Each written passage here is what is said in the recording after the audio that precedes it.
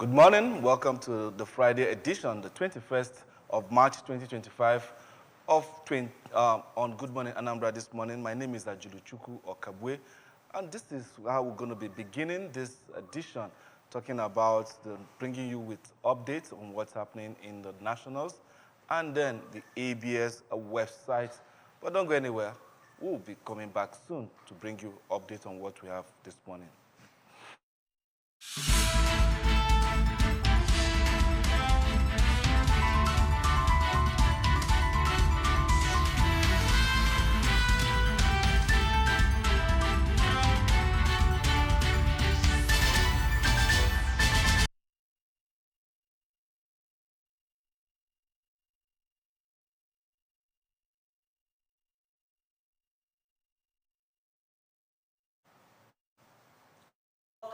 Press review on Good Morning Anambra Show Friday episode, and of course it's a great day, and I know you're ready to enjoy your weekend. We have been joined by AGK Abata in the studio to help us analyze the papers. AGK, you're welcome to the studios. Good morning. All right. Let's begin with the stories making rounds on ABS website. Quickly, the first story we have: Anambra Justice Commissioner Ifemeje optimistic State Homeland Security Laws 2025 will eliminate evolving criminal activities. Soludo restates resolve towards repositioning Anambra to become prosperous, livable homeland. Today is World Down Syndrome Day.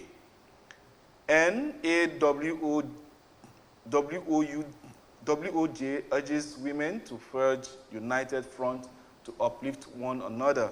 We have Abga Chieftain Ezechukwu's calls Soludo High in infrastructural development and workers' welfare. Federal government receives more knock for state of emergency in Rivers State. Senate approves proclamation of state of emergency in Rivers State. Dozens of people arrested in Turkey for provocative social media posts over arrest of mayor of Istanbul. That's all we have for you on the ABS website. Quickly, let's begin with the dailies. And the first... All right, I think AGK should come in before we move to the dailies. You know, take a look at some of the stories from ABS website and see the one you are interested in commenting. You know, I watched the Nawoj activity, so colorful, you know, and the award they gave, the one that really touched me most is the one given to Stella Okunna, living legend. Yes, Professor Stella Okunna she has paid her dues, and it seems each time, of course, we in this part of the world or part of the country have always eulogized her, but it seems we are not doing enough for her, giving her status in the country and in Africa as a whole. Sub-Saharan Africa. So she has paid her dues, and she deserves every accolade that comes her way. And she's very down to earth and very approachable. If for those who do not know her, if we say this is who this woman is, and then the way she relates with people, you'll be surprised. So some other persons there would have been a gulf between her and the people, but she's not one of such. And then she has performed excellently in her career. So every accolade that comes her way is well deserving, and it's a good thing that we are celebrating her now that she's still with us. Yes, and another person was actually Egozezi. I was surprised to see her, you know. That was a great one. All right, let's see what Soludo is doing in Anambra State currently. You know, we just, in fact, since Sunday, it's been celebration galore in Anambra State. And now he said he's restating his resolve towards repositioning Anambra to becoming prosperous, livable homeland. You know, onya anara afunanya ozoro n'okpa. Abi. Beyond that, he has been performing in terms of putting in infrastructures on ground, and But people would want to see much more than that. Governance shouldn't just be about building roads and bridges. There are other things people expect to see. According to Willie Obiano. So we would want to see, it shouldn't just be about putting infrastructure on ground. There should be the economy, especially. That is where it bites hard on people. It's not about really not statistics every day, giving statistics. How has it affected the people directly, not indirectly? How has it affected people indirectly? How much does it cost for somebody to buy food in the market? How much does it cost for you to move from point A to point B? When people... Transportation, yes. When people begin to feel the impact, you understand? Directly, and the relief it has on their pockets, then they will come out and begin to sing the praises of government. But as it is now, yes, building infrastructures, hospitals and all whatnot, they are very beautiful, very laudable. But we also want to see direct impacts. Oliver wants some more. Let's now move to the first paper for review, which is the Punch newspapers. A story is making their headlines in front of the Punch reads, Rivers emergency rule. National Assembly backs Tinubu as Fubara counters the president's allegations, with riders there. Suspended governor blames Wike. South governors oppose Tinubu. Abbas warns pipeline vandals. APC backs Tinubu as Atiku Obi El-Rufai intensify coalition talks. 25% of our subscription of first holdcos, 150 billion naira rights issue paves the way for its private placement of 350 billion naira. Okay, other stories in front of that paper. Falling container grounds motorists on Lagos-Ibadan Expressway. FG panel reconvenes Monday over naira for crude crisis. US-based Nigerian woman faces 10-year jail term for $40,980 fraud. And FG pardoned 4,000 prisoners, saved 1 billion naira on feeding. That's coming from the minister. The next paper for review this morning is the Vanguard newspaper. We're still talking about the Rivers crisis as the banner headline. Anger as NAS approves emergency rule with voice votes. And then we have riders there saying proclamation needs two-thirds majority vote of lawmakers for approval. Approval done with unanimity and without a single nay. That's coming from Akpabio. 64 senators signed attendance register, quorum not formed. That's coming from sources. Akpabio, Dixon clash over point of order. Dixon, Tambowal, Abaribe, orders storm out of chamber. Lawyers, Obi fault proclamation process. Rivers sole administrator reads riot act to troublemakers. Atiku, Obi, Amechi, Fayemi, El-Rufai orders reject emergency rule in Rivers. Tinubu has stabbed Niger Delta in the back. That's coming from Pandev. South governors reject emergency rule. Wow, that's really, really tough there. US aid alleged support for Boko Haram unproven. That's coming from Tuga. And then we have Emefiele trial. Courts reject EFCC's request to file additional evidence. On the sports scene there, expect rugged physical display from us. That's coming from the captain of the Super Eagles. Local content stimulates economic transformation. That's coming from NCDMB. That's all we have for you on the front page of the Vanguard newspaper this morning. Well, it's all about the Rivers crisis. It seems we keep piling anomalies upon anomalies. One would have, what happened yesterday is not different from what somebody who has followed the crisis would have expected, and somebody who has followed the government at the center. It would have been a surprise if the National Assembly overruled the desires of them and the proclamation by the president. And if we look clearly, to be fair on all sides, the House did not meet the two-third majority. That it's as clear. The National Assembly, both at the Senate, going by the report we have, both at the Senate and the House of Representatives, and some persons who, because number one, they are afraid or scared of voicing out or speaking out, they decided to stay away from the plenary because they know themselves that this is an aberration and shouldn't stand. So instead of, for fear of not wanting to be marked or singled out, they decided to stay away from plenary, and this has caused the Senate and both the House of Representatives not to meet the two-third majority. And in this kind of case, it's not about voice votes. For once, let us do things the way they ought to be done. There should have been a physical count, head count of senators in the chambers, so as to be able to determine if truly they formed a quorum, and not just by saying say hi, say nay. The ayes will always have it, and that was what played out yesterday. So it's let's not even talk about the allegations of bribery that took place before the plenary sitting. So it's not what happened yesterday is just mere play and.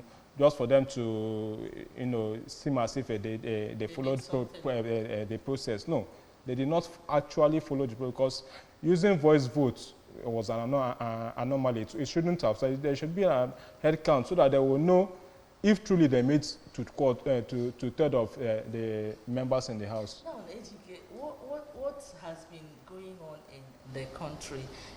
Is it does it seem like what Ndibo says? Na alowafo obulomenana, a situation whereby the due process is no longer followed in anything that we are doing in this country, especially when it concerns people in positions of authority.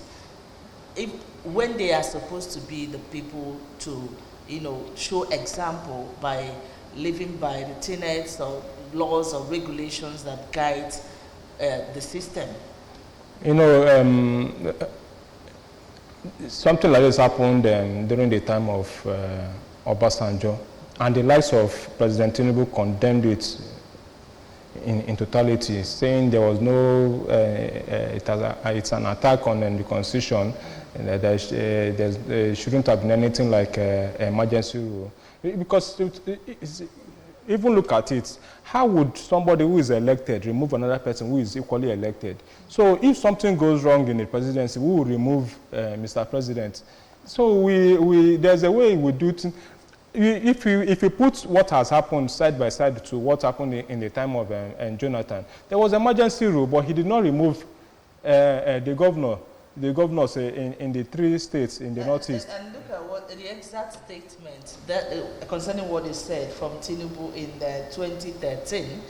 The exact statement is that it's a dangerous trend in the art of governance and a deliberate ploy to subvert constitutional democracy. The same thing you have come everything, the worst. Everything Mr. Tinubu condemned in the time of Obasanjo and Jonathan is exactly the same thing he has done in this government, and we are still in the first tenure.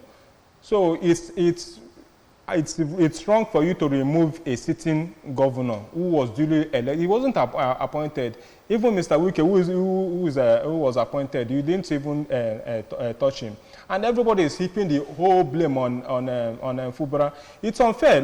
We are treating the infection without treating the wound itself, which caused the infection. That is what we are having in. And then Wike is now going about and making mockery of the Fubara, making mockery of the people of Rivers State. How will you sell out your people like that? It's very unfortunate. All right, let's move to the Daily Independent newspapers and see stories making their headlines in front of the Daily Independent. Lawyers query NAS's determination of 2/3 by voice vote as lawmakers okay state of emergency in Rivers. Corps members to receive a 77,000 naira allowance from March. That's coming from the NYSC. South governors Okpebolo differ on Rivers emergency rule. Emergency rule, Tinubu stabbed Niger Delta in the back. That's coming from Pandev, they are lamenting. Tinubu orders investigation into tanker explosion in Abuja. 10 dead, over 30 injured. Now Nigeria affirms Tinubu's commitment to uphold press freedom. State of emergency, Rivers was at a perilous tipping point, says that Tinubu lauds NAS for backing emergency proclamation. NJC fault report on Nnamdi Kanu's release, repatriation to Kenya. 2027, Atiku will be El-Rufai. Others form coalition against Tinubu, ask President to reinstate Fubara deputy. Now, Kogi stakeholders support recall of Natasha Akpoti Uduaran. That's the much coming from the Daily Independent newspaper. Up next for review this morning, it's the Nation newspaper. And we have Eagles in win or bust World Cup qualifier against Rwanda. Police raise death toll in Abuja. Gas tanker explosion to 10. Nnamdi Kanu's trial begins afresh after 3 years. Southwest spends 800 billion monthly on cow meat. Ibas assumes office once against sabotage and disorder. And we have Senate, House, OK, Tinubu's emergency rule declaration. President hails lawmakers' patriotism. Fubara, no hand in oil pipeline bombing. And then we have federal government, MREIF assures 250 billion for housing. And then we have a Brazilian firm bringing multi-million-dollar investments to livestock sector. To Interpol, which watch-listed suspects arrested. Payment of 77,000 allowance to UCOR members begins, says NYSC DG. That's all we have for you on the front page of the Nation newspaper. I don't know, should it be the video that went viral that's made the government to come up and say that they are going to pay you coppers their 77,000 beginning this month? That's the reason, part of the reasons. It could be part of the reasons. You know, people should be allowed to voice out. I do not see anything wrong in what the core member has said. You know, that will warrant an attack that followed her video. You understand, especially coming from the director of NYSC, you know, and the woman decided to make herself popular, and when the last of Showore wanted to help her make herself popular, she absconded. She was nowhere to be found. Yes, she was nowhere to be found. So, and this is not the NYSC or federal government promised that the 77,000 will be paid in February. It did not come, and there was no reason adduced to it. You know, our problem in this country is communication. You pay for services, the services are not coming. Nobody tells you or explains to you, sorry, this is why you're not getting. Nobody explains, nobody cares, because they know you will pay. And who knows whether they are going to pay them arrears? No, I doubt. I doubt. Maybe they will pay the arrears. If we the salary not over time. That's what they should be now. I doubt that will happen. I doubt that will happen. Okay. All right. Ibas assumes office once against the sabotage disorder, and we've had other stories from the papers where Pandev are lamenting the people that you have come to, rule, saying no, that they don't accept you. I wonder the way they are going to go about the whole situation. Well, 6 months. Before we know it, 6 months will come and go. And they will come back. Hopefully, because the way I see these people going, they might extend it to another 6 months. The way I see them going, because I think they are going for the kill. They do not want to see Fubara in that office again. The way I see whatever that will play out, I do not think Fubara will come back after 6 months.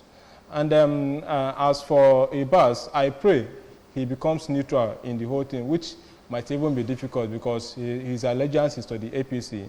He was an ambassador under Buhari. So many pictures and videos that cropped up. He was an ambassador under Buhari to Ghana. So his allegiance has been frolicking with APC stalwarts. So, but whatever happens, I just hope that at the end of everything, if Mr. President had been genuine, he would have brought in somebody who is a neutral person who is non-partisan. But he brought in somebody who is... you don't bring a neutral person when you've already orchestrated how the whole plan will fall out. What we are seeing right now is not something that just happened. This has been plan B. It's a script. This has been plan B when plan A failed, which was to impeach him. Exactly. So that is it. So when the process of impeachment didn't fall through, they needed to go get somebody that they believe. You understand? But another do their bidding. On the minds of Nigerians, are we going back to military rule? Because in Nigeria now, you rule your state. You are a leader in your state. You are a governor of your own state. But this man is from Cross River and not River State. I think he's even from Akwa Ibom, not even Cross River. It's Cross River, I saw. Okay. So the president is at liberty to appoint anybody from anywhere, yes. That is why, but the issue is, all these, even Obasanjo appointed somebody who was in the military. Why bring in people from the military? We should have people who are liberal, who have the interest of the people at heart, who will come and ensure that peace reigns in River State. These are the kind of people we hope that he has not been given a script to play out. So yes, if he assumes office, now he has assumed office and the first thing he's doing is warning pipeline. So there are other ways. We should also employ non-kinetic measures in tackling these issues. Now let's move on. Nigerian Tribune is the next paper. In front of Nigerian Tribune, reverse emergency rule. After NAS approval, Ibas assumes duty, vows to restore law and order. We've seen that story severally. Let's move to other stories. Kidnapping.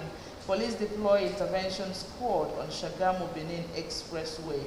Corps members 77,000 naira allowance takes effect March. DG speaking. Ibadan Stampede, or your government withdraws case against Naomi Oriyomi, principal. We will not allow destruction of national assets, Defense Headquarters speaking. District Office attacks, Nigerian military affirms commitment to rule of law. Rivers, Atiku, Babachir, Lawal, El Rufai, others reject emergency rule. Task NAS, judiciary to save democracy, accused Tinubu of bias. Okay, other stories. Okay, we've seen that story before. We move to the next paper quickly. And that's the Daily Trust newspaper. Atiku announces coalition against Tinubu. President cannot be distracted by sore losers. That's the rider coming from Onanuga. Then we have there, not much story, apart from Rivers crisis, doubts over quorum as NAS approves emergency rule. We have Abuja accidents. Agency calls for blood donation as death toll hits 10. Our corps members will get 77,000 allowance this month. Over to Blueprints. All right, Blueprint. We have with $14 billion investment from India. Others, Tinubu has made life easier for Nigerians. That's coming from the federal government. Quickly, we take a look at the last paper. Okay, that's the last paper, and let's wrap up with that accident that happened along Abuja Road. I saw so many fatalities, in that accident. But my fear is that the attitude of Nigerians when they see such scene, instead of helping people to the hospitals, they are there busy taking pictures. The death toll has risen to 10. It's quite unfortunate, and my heart goes out to members of the families of victims. And it just goes to show that some persons are not doing the right thing, which is when it comes to maintenance of our roads and the vehicles. As individuals,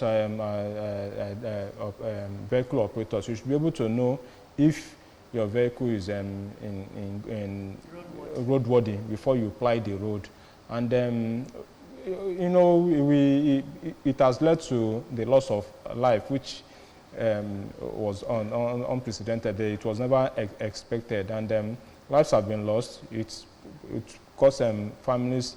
It has thrown families into mourning, and it's not as if this would be the last time it will happen, and nothing really will come out of it. Every investigation panel will be set up, a committee will be set up to find out, using their language, remote and immediate causes. At the end of it all, nobody will be sanctioned. So it's quite unfortunate. My appeal is just for tanker drivers, motor drivers. Be sure your vehicle is roadworthy before you apply the road, so that you don't endanger your own life and the life of other road users. It's quite unfortunate. And as for helping victims, some persons have bad experience in such. That's why they rather decide to stay away. You know, you help a victim to the hospital and you are detained there. You are police and all whatnot. We can go on and on, but I think that those in positions of authority should help us and ensure that these things, these suggestions, you know, are adhered to. Would like to thank you so much, AGK, for being here, and happy weekend to you. Thanks, it's my pleasure. I wish you the best of it. All right, that's just about it on the press review for this morning. Coming up next is our discussion segment.